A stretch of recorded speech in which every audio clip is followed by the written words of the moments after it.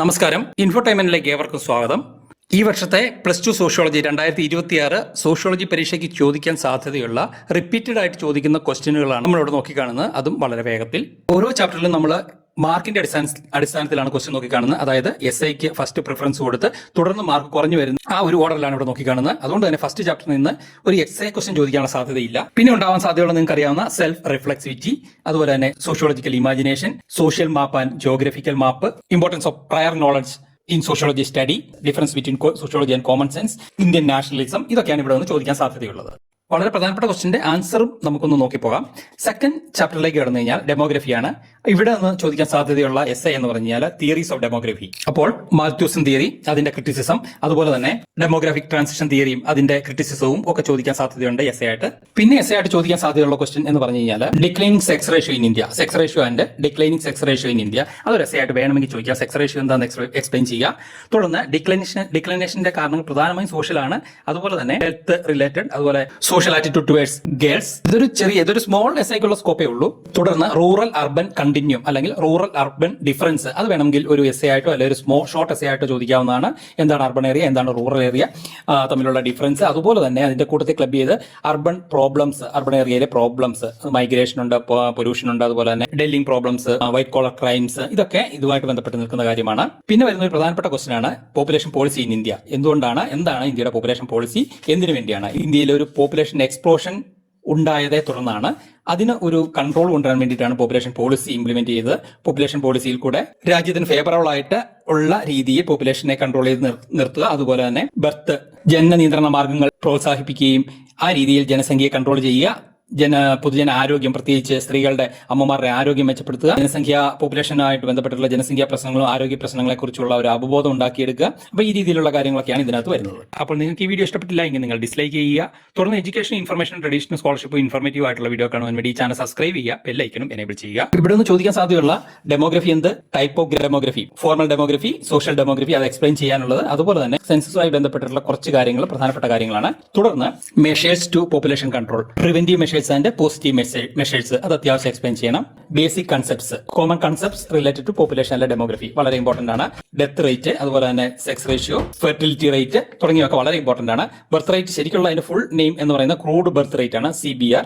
Death rate ആകുമ്പോൾ CDR. വളരെ പ്രധാനപ്പെട്ട ക്വസ്റ്റൻ ആണ് ഏജ് കോമ്പോസിഷനും അതുമായി ബന്ധപ്പെട്ടിട്ടുള്ള ഡിപെൻഡൻസി റേഷ്യോ, അതുപോലെ ഡെമോഗ്രാഫിക് ഡിവിഡന്റ്, ഇതൊക്കെ വളരെ ഇമ്പോർട്ടന്റ് ആണ്.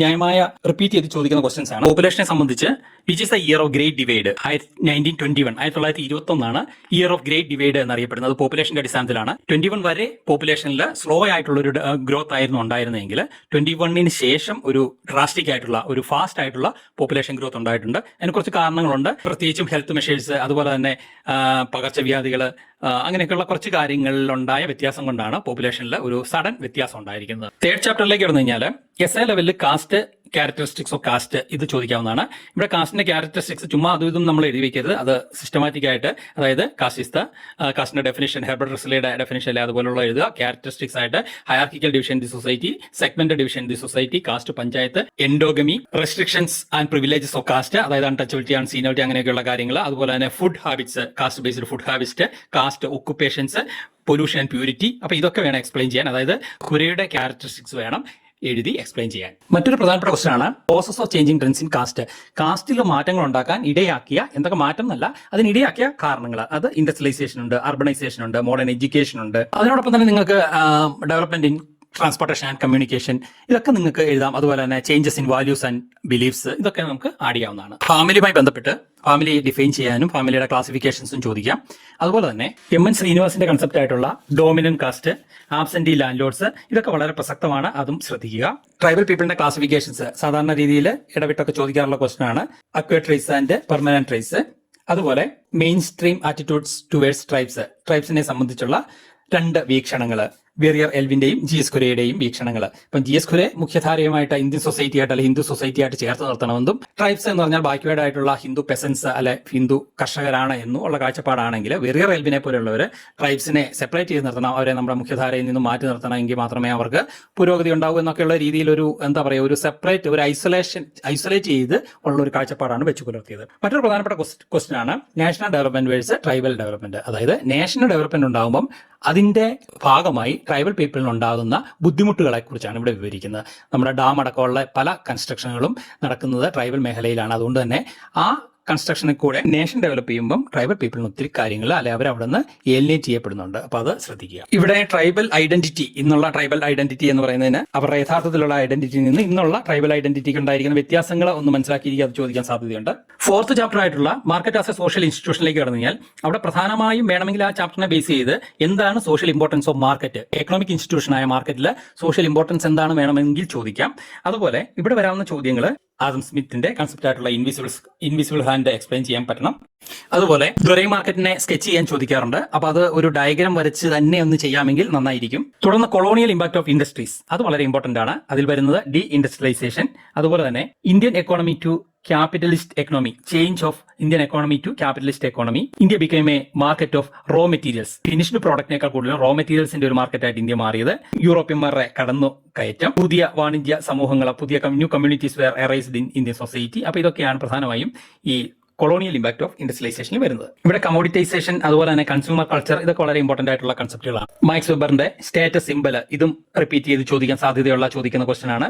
പലപ്പോഴും നമ്മൾ സ്റ്റാറ്റസ് കാണിക്കാൻ വേണ്ടി ഉപയോഗിക്കുന്ന പല കാര്യങ്ങളും നമ്മുടെ നീഡ് സാറ്റിസ്ഫൈ ചെയ്യാൻ വേണ്ടി മാത്രമല്ല, മറിച്ച് നമ്മുടെ സ്റ്റാറ്റസ് കാണിക്കാൻ വേണ്ടിയാണ് പലപ്പോഴും നമ്മൾ പല സാധനങ്ങളും സാമഗ്രികളും വാങ്ങിച്ച് അല്ലെ കൺസ്യൂം ചെയ്യുന്നത്. അപ്പൊ അതിനെയാണ് സ്റ്റാറ്റസ് സിംബൽ എന്നുകൊണ്ട് ഉദ്ദേശിക്കുന്നത്. അതിന് ഏറ്റവും എക്സാമ്പിളാണ് നമ്മൾ വാങ്ങിക്കുന്ന കാറ്, അതുപോലെ തന്നെ നമ്മൾ നിർമ്മിക്കുന്ന വീട്. ഇതൊക്കെ നമ്മുടെ ആവശ്യത്തിനേക്കാൾ ഉപരി മറ്റുള്ളവരെ നമ്മുടെ അവസ്ഥ കാണിക്കാൻ, നമ്മുടെ പണക്കൊഴുപ്പ് കാണിക്കാനും കൂടെയാണ് അല്ലെ ഇങ്ങനെയുള്ള കാര്യങ്ങൾ. തുടർന്ന് LPG policy, liberalisation, privatisation and globalisation. ഇവിടെ മോഡേൺ കൺസെപ്റ്റ് ആയിട്ടുള്ള virtual market, knowledge economy, marketisation, government കർഷകർ പ്രൊവൈഡ് ചെയ്തിരുന്ന സപ്പോർട്ട് പൈസ, സബ്സിഡി തുടങ്ങിയവയിൽ നിന്ന് പിന്നോട്ട് പോയത് കർഷകരെ സംബന്ധിച്ച് ദോഷകരമായി ബാധിച്ചു. ഇത്തരം കാര്യങ്ങളൊക്കെയാണ് ഇതിൽ പ്രസക്തമായി വരുന്നത്. Next social inequality and exclusion. 5th ചാപ്റ്ററിലേക്ക് കടന്നു കഴിഞ്ഞാൽ അവിടെ ഇനിക്വാലിറ്റി, അതുപോലെ തന്നെ ഡിസ്ക്രിമിനേഷൻ, എക്സ്ക്ലൂഷൻ ഇവ എക്സ്പ്ലെയിൻ ചെയ്യാൻ പറ്റിയിരിക്കണം.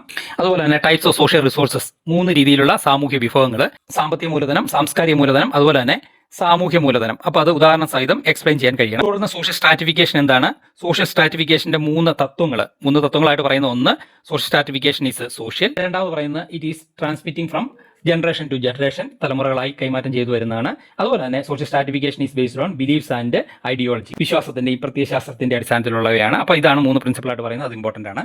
ഇവിടെ സ്റ്റീരിയോ ടൈപ്സും പ്രിജൂഡിസും പ്രധാനപ്പെട്ട 2 ഏരിയയാണ്.